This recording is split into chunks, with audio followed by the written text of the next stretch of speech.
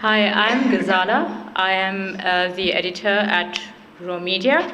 I'm not sure if how many of you have heard of Raw Media. I'm hoping you have. We've been around for roughly 3 years, little less than that. And right now, we're rather than exclusively local, we're known as a South Asian media platform. And we have a bunch of websites, including our mother site, Roar.lk. Then we have Roar Life, Roar Tech, Roar Sinhala, Roar Bangla, Roar Hindi, Roar Tamil. That's 7 sites. And what we've realized is it's been a strange few years for those at Roar, because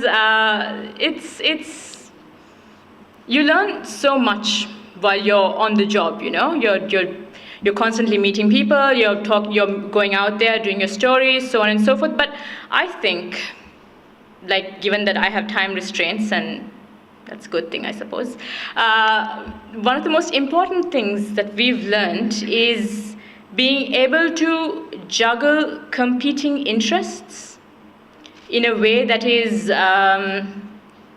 at the end of the day, it makes everyone happy, especially us, the editorial board, that is.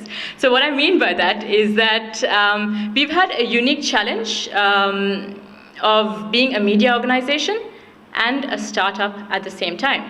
So we basically had to go through the growing pains of a media organization and a startup, and we've had to find a way to bridge competing interests. For example, we, at the end of the day, do have business interests, and we do want to be able to survive tomorrow. So we have to think about that. But at the same time, we've had to basically please all the journalists on board. So after experimenting a lot, we've come to the conclusion that what we want to do is not quite what everyone else so far has done, where digital media is concerned. So we've had to come up with ways to remain, afloat.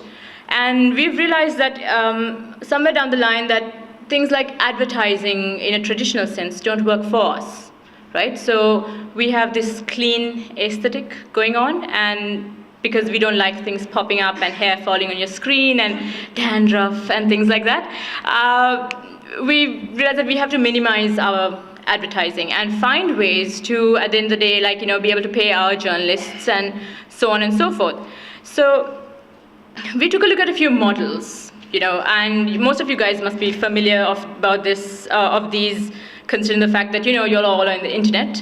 So we took a look at BuzzFeed, for example, and we were like, okay, not really what we want, I guess there are people out there who are interested in 10 different angles of Keanu Reeves' butt, but we're not.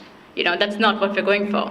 So we've had to think of okay, what else can we do? Can we be an aggregator like Huffington Post? Not really the kind of thing we're going for either. Clickbait? No. Fake news? Definitely not. So these are the models that unfortunately are available on the internet. And we've crossed them all out.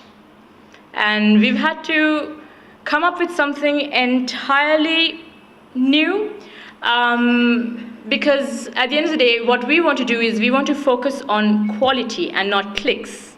So while clicks are important, that's not our main focus. We want to, at the end of the day, ensure that our readers have a really good reading experience. They take something meaningful from what they're reading, and they're not wasting their time on our website. So we took a bit of a plunge, because at the end of the day, our main struggle, at the core question over here is, how do you survive in a digital world but also maintain high standards? How do you maintain high standards and survive in the business sense if, everything is about clicks? What do? So what happened was, our director, he's somewhere there, he trusted us to make the right decision, and I think it was a big plunge for us. We tried something different. What we did was we thought, of prioritizing integrity over sensation and clicks. And we weren't sure if it's going to work. Right? It was a bit of a risk because all the research is telling us, no, online audiences, this is not what they want, so on and so forth. So we're like, okay, fine, let's try it out, and it worked. So we've come to the reason I'm talking about this is because I think this is really something that's really close to me. It's a really powerful realization is that you should never underestimate your readers. Where Sri Lanka is concerned, perhaps our readers, the thing is you have to take into account that perhaps they just never had access to something better than what's already out there. And so maybe that doesn't mean that they're always only going to be concerned with gossip sites and so on. I mean, if you take Roar Sinhala, for example, that's a counter-argument for the whole argument about, Sinhalese audiences, they only like gossip. That's not true. So what we realize is you should never underestimate your readers. It's just perhaps that people have not really seen something better out there to know that they'd like it in the first place. And we've realized that looking down on your readers is actually the worst thing to do. Because if you give them something better, they will rise up to it. And it's kind of like if you stick to that whole pattern of okay, online readers aren't particularly intelligent, not very discerning, this is what they like gossip, they like celebrity news, so on and so forth, you're basically, in the words of Yeats, it's a widening gyre, gyre rather. You're just enlarging the vacuum. And so what we decided to do was we wanted to respect our readers and give them something that they would probably not get anywhere else. And the thing is, the readers also gave us something in return. It's strange. But when you hold your readers to a higher standard, they in turn too will hold you to it. Then that's what they'll expect from you, and that's what they will keep wanting. So if you give your audience room to grow, learn more, and explore more, you'll find that they won't be complaining about the fact that you've somehow enriched their lives. At least we hope we have.